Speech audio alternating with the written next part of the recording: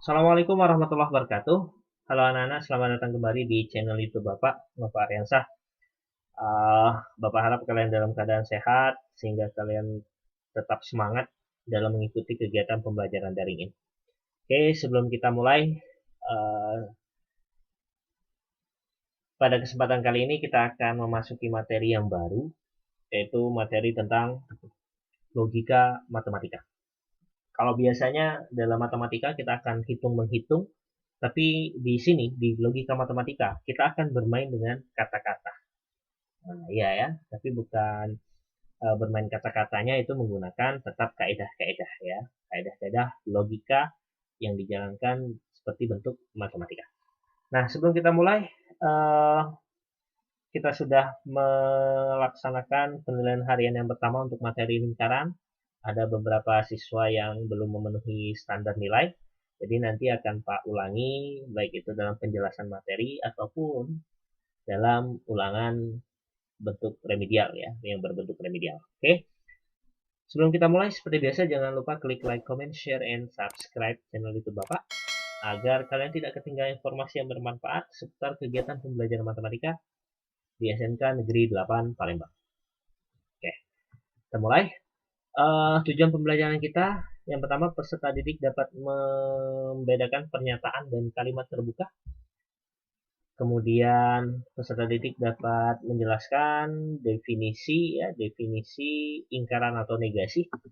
Kemudian memahami jenis-jenis pernyataan majemuk, konjungsi, disjungsi, implikasi, dan biimplikasi. Kemudian yang terakhir, menegasikan pernyataan majemuk. Oke, kita mulai. Logika matematika. Nah, mungkin dalam benak kalian tadi yang sudah Bapak bicarakan di awal, kita akan tinggalkan dulu hitung-menghitung, tapi kita akan bermain dengan kata-kata. Ya, betul.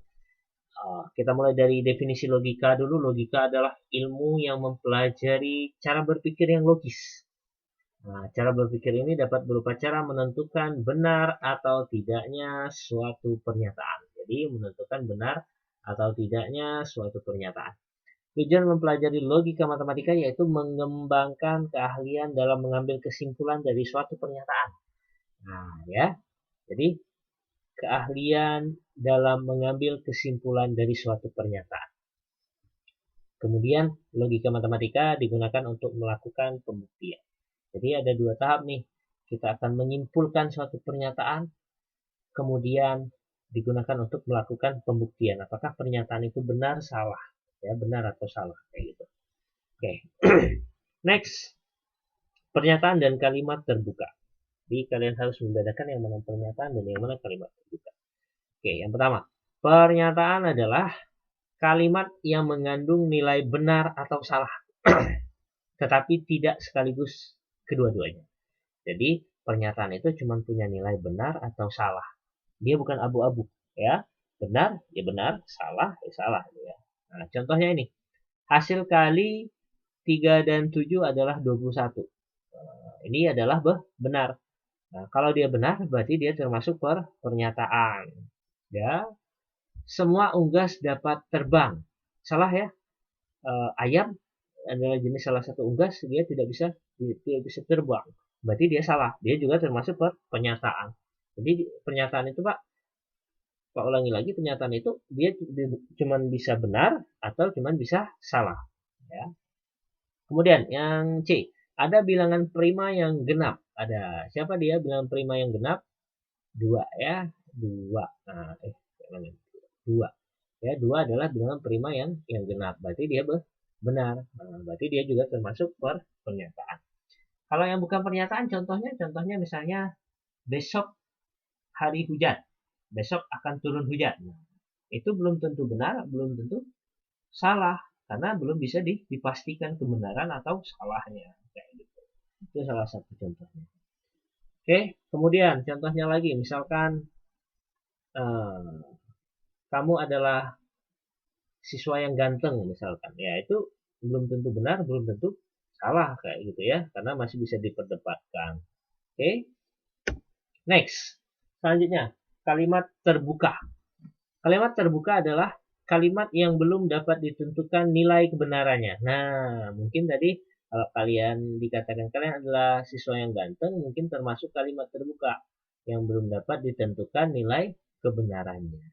Ciri-ciri dasar kalimat terbuka adalah adanya peubah atau variabel. Jadi adanya peubah atau variabel ya, entah itu x, entah itu y, entah itu apa ya. Nah, jadi yang pertama, contohnya 2x plus 3 sama dengan 9. Nah, ini tergantung berapa nilai x-nya. Nah, kalau x-nya 3, 2 kali 3, 6, 6 tambah 3, 9 betul. Kalau x-nya 5, salah dia. Makanya dia adalah kalimat terbuka. Bisa benar, bisa salah.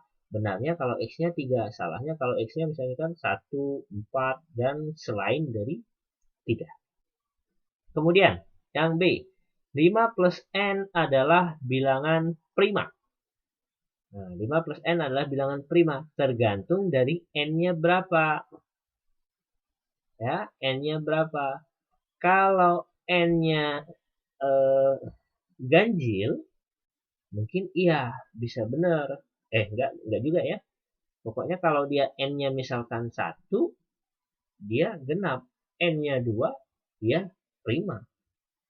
Ya, berarti ini kalimat terbuka yang belum tentu nilai kebenarannya. Belum dapat ditentukan nilai kebenarannya. Kemudian yang C. Kota A adalah ibu kota Provinsi Jawa Tengah. Kalau dia menyatakan kota Semarang adalah ibu kota Provinsi Jawa Tengah, maka dia termasuk pernyataan. Benar. Tapi di sini kota A. Kota A, A-nya belum tentu. Belum tahu siapa A-nya ini. A-nya ini termasuk peubah. Kalau dikatakan kota Aceh adalah ibu kota Provinsi Jawa Tengah, salah. Maka dia termasuk pernyataan. Nah, itu ya. Jadi kota A adalah ibu kota Provinsi Jawa Tengah adalah termasuk kalimat terbuka. Oke, semoga paham ya. Next, ingkaran atau negasi pernyataan. Nah, di sini ingkaran itu nama lainnya negasi. Ya. Ingkaran atau negasi dari suatu pernyataan adalah pernyataan yang mengingkari pernyataan semula. Nah, pernyataan yang mengingkari pernyataan semula. Ingkaran pernyataan P, P ya, misalkan kita punya pernyataan P, dinotasikan dengan yang seperti ini. Nah, seperti ini. Ini seperti tanda tak hingga. Ya, dinotasikan dengan seperti ini. Dibaca bukan P atau tidak P. Ya, bukan P atau tidak P atau ingkaran dari P. Nah, kata kuncinya. Nah, ini harus diingat ya. Kalau ada pernyataan P, misalkan ini semua, maka tidak benar bahwa semua ingkarannya. Kemudian ada lagi yang nomor 2 semua, ingkarannya ada titik-titik yang tidak. Kemudian ada lagi semua, dia beberapa titik-titik yang tidak. Kemudian kalau ada, pernyataannya ada, berarti ingkarannya semua. Ya, ada mobil beroda 3. Ya, berarti ingkarannya semua mobil tidak beroda 3 atau bukan beroda 3. Kayak gitu. Kemudian ini, beberapa ingkarannya semua. Misalkan beberapa pemain sepak bola memiliki 2 kaki. Nah, ingkarannya semua pemain sepak bola tidak memiliki 2 kaki.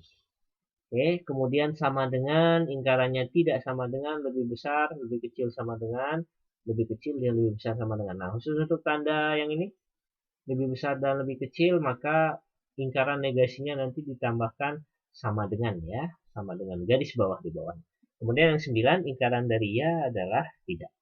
Kita ke contoh deh, contoh kayak ini. Ayah pergi ke pasar. Nah, ini contoh sederhana. Berarti ayah tidak pergi ke pasar, ingkarannya. Ya, pergi dengan tidak pergi. Kayak gitu. Kemudian yang B. Misalkan Q ya. Q. 2 tambah 5 lebih kecil dari 10. Nah, 2 tambah 5 lebih kecil dari 10. Maka ingkarannya 2 tambah 5 lebih besar sama dengan 10. 10. Sama dengannya kasih garis bawah kayak ini ya. Jadi lebih kecil dia menjadi lebih besar sama dengan 2 tambah 5 lebih kecil dari 10, benar kan?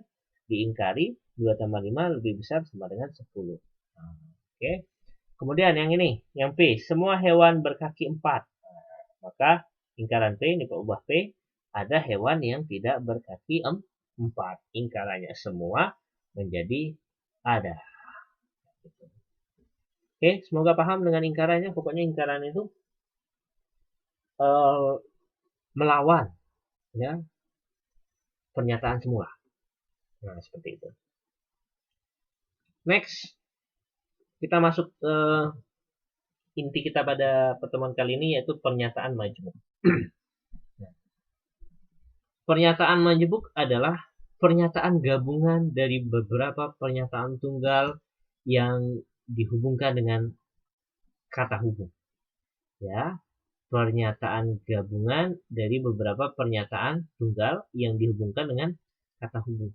Dalam ilmu matematika terdapat 4 pernyataan majmuk, yaitu konjungsi, disjungsi, implikasi, dan biimplikasi. Nah, kata hubungnya apa, Pak? Yaitu nanti ada dalam bentuk konjungsi, disjungsi, implikasi, dan biimplikasi. Nanti akan Pak jelaskan satu-satu. Oke, jadi pokoknya inti definisi dari pernyataan majmuk adalah pernyataan gabungan dari beberapa pernyataan tunggal. Ingat, dari beberapa pernyataan tunggal berarti dia bisa lebih dari 2. Pokoknya lebih dari 1. Kita mulai bahas. Yang pertama, konjungsi. Konjungsi adalah pernyataan majmuk dengan kata hubung dan. Nah, ingat, konjungsi itu kata hubungnya adalah dan. Sehingga notasinya kayak gini, lambang dannya kayak gini. Nah, itu ya. Itu seperti V terbalik.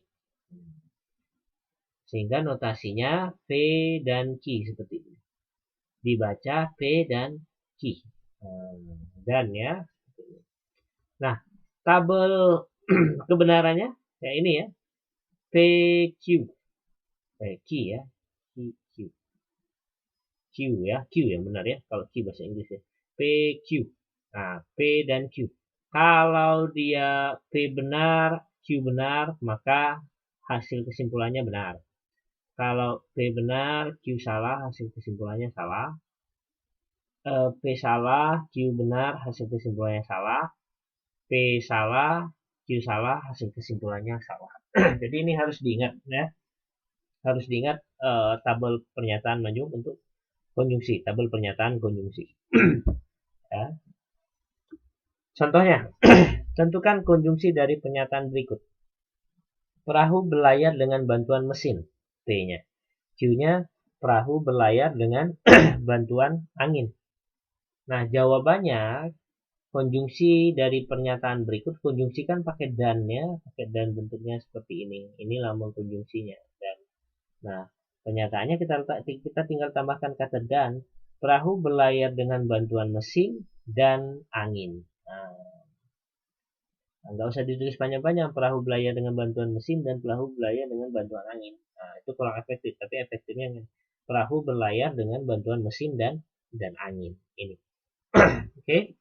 Itu ya contoh dari konjungsi. Kemudian yang selanjutnya disjungsi. Disjungsi adalah pernyataan majmuk dengan kata hubung atau. Nah, dia atau. Ya. Sehingga notasi P atau Q. Dibaca P atau Q. Nah, ini. Kemudian tabelnya kayak gini. Kalau tabelnya nilainya kayak gini ya. Benar, dia akan benar. Kemudian kalau dia benar dengan salah, maka dia tetap akan benar. Kalau dia salah dengan benar, dia tetap akan benar. Kalau dia salah, kemudian salah, dia akan tetap salah. Nah, itu ya. Nah, ini tabel dari disjungsi. Contohnya, tentukan disjungsi dari pernyataan-pernyataan berikut. P. Harga sewa hotel naik saat musim liburan. Q. Harga sewa hotel naik saat hari libur nasional.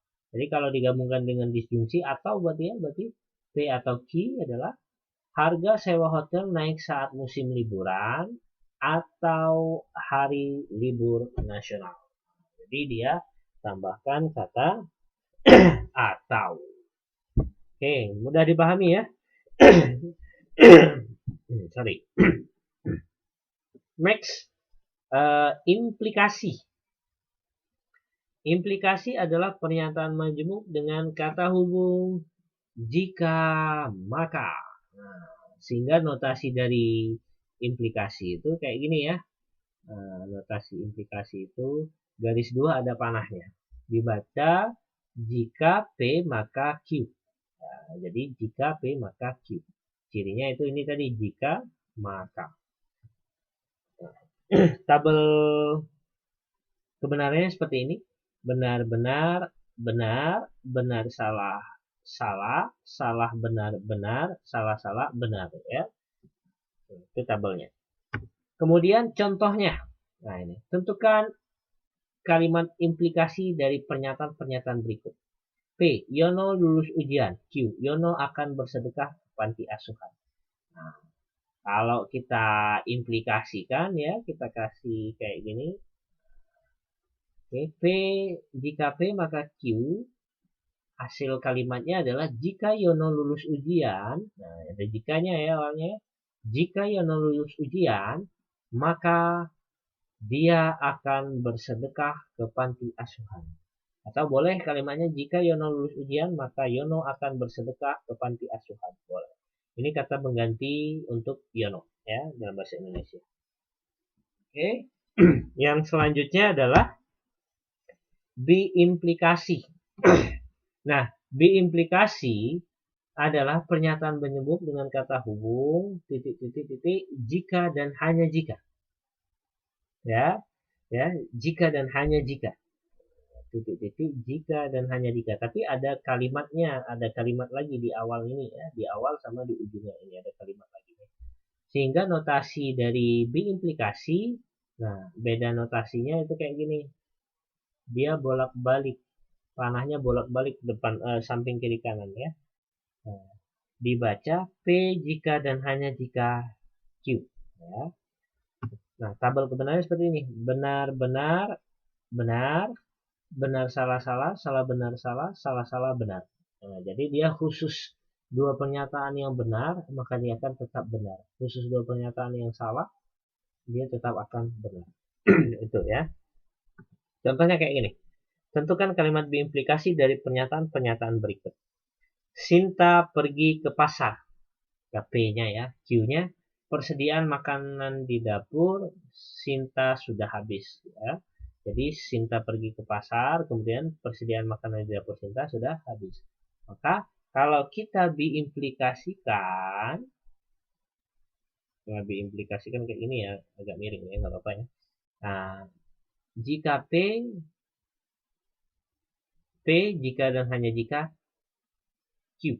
Nah, berarti kayak ini. Sinta akan pergi ke pasar jika dan hanya jika. Jika dan hanya jika persediaan makanan di dapurnya habis. Kalau persediaan makanan di dapurnya masih ada, maka dia tidak akan pergi ke pasar. Kayak gitu ya. Sinta akan pergi ke pasar jika dan hanya jika persediaan makanan di dapurnya habis. Oke, semoga paham dengan konjungsi, disjungsi, implikasi, dan biimplikasi. Dan selanjutnya, kita akan belajar negasi pernyataan majemuk. Negasi, ingkaran. Nah, jadi kayak gini. Ada 4 ya. Yang ini konjungsi, disjungsi, implikasi, dan biimplikasi. Ingkaran dari P dan Q sama dengan ingkaran P atau ingkaran Q. Ya, negasi P atau negasi Q ya dibaca gitu ya. Jadi kalau dan diingkarkan maka dia akan menjadi atau. Begitu pun sebaliknya. Ingkaran dari P atau Q maka ingkaran P dan ingkaran Q. Kemudian ingkaran jika P maka Q. Itu P dan ingkaran Q. Nah, jadi khusus yang jika dan hanya khusus yang jika maka implikasi dia bentuknya seperti ini P dan ingkaran Q. Kemudian yang Selanjutnya, lingkaran jika P, lingkaran P jika dan hanya jika Q, maka dia akan menjadi dua seperti ini. Ya, P dan lingkaran Q atau Q dan lingkaran P. P dan lingkaran Q atau Q dan lingkaran P. Nah, seperti itu ya. Oke, kita coba ke contoh soal. Yang pertama, ini bentuknya dan ya. Semua siswa berada di dalam kelas dan belajar. Maka lingkarannya, lingkaran P dan Q itu, dia akan menjadi kayak gini ya. Atau dia, kalau dia semua, maka dia berubah menjadi ada. Ada saja ya. Seperti yang tadi, ada yang kalimat Bapak jelaskan tadi, tabel tadi. Ada siswa yang tidak berada di dalam kelas, atau ada siswa yang tidak belajar. Lingkarannya ini, lingkaran dari konjungsi. Next.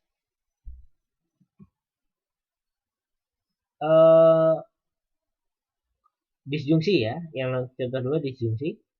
P atau Q. Hari ini hujan atau angin bertiup kencang. Maka lingkarannya, hari ini tidak hujan dan angin tidak bertiup kencang. Nah, diingkarkannya hari ini tidak hujan dan angin tidak bertiup kencang. Ya, mudah kalau untuk konjungsi.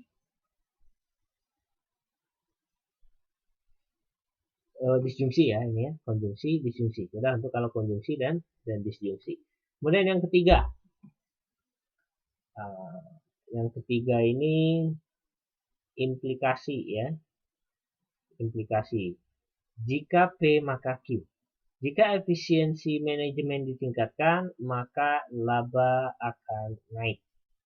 Laba itu untung ya. Nah, maka lingkaran jika P maka Q, efisiensi manajemen ditingkatkan dan laba tidak naik. Nah, di sini tetap efisiensinya tetap dinaikkan, ditingkatkan, tapi dia berubah menjadi dan. Ya. Dan lingkaran dari Q, lingkaran dari laba naik, ini Q ya. Lingkaran dari laba naik, maka laba tidak naik. Seperti itu. Kemudian yang terakhir,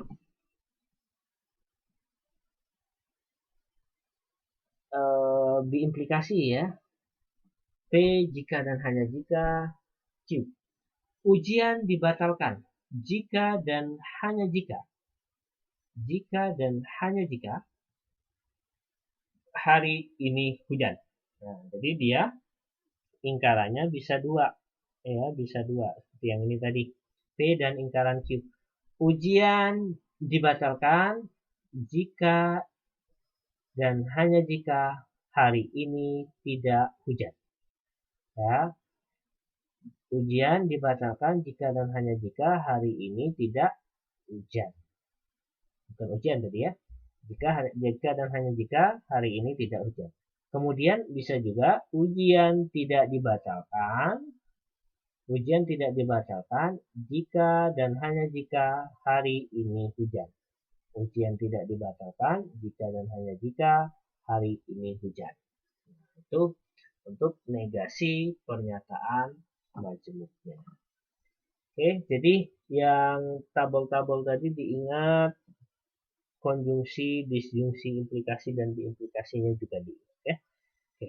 Nah, seperti biasa untuk mengetahui tingkat pemahaman kalian, Pak siapkan contoh soal, latihan soal. Jadi tugas kalian di pertemuan kali ini catat apa yang Bapak jelaskan, kemudian kerjakan latihan ini, foto lalu kemudian submit di kantong tugas classroom kita. Nanti akan Pak posting untuk logika matematika pertemuan pertama. Oke ya. Jadi inilah pertemuan kita pada minggu kali ini. Jangan lupa buat tugasnya, jangan sampai telat ya, jangan sampai telat untuk mensubmit tugas di classroom kita. Oke. Demikianlah pertemuan kita pada kesempatan kali ini. Semoga yang Bapak ajarkan bermanfaat untuk kalian. Tetap semangat belajar di rumah. Terapkan pola hidup bersih dan sehat, terapkan 3M, menjaga jarak, memakai masker, dan mencuci tangan agar kita terhindar dari COVID. Sebelum Bapak tutup, jangan lupa klik like, comment, share, dan subscribe channel YouTube Bapak Reza. Sampai ketemu di lain kesempatan. Bapak akhiri. Assalamualaikum warahmatullahi wabarakatuh.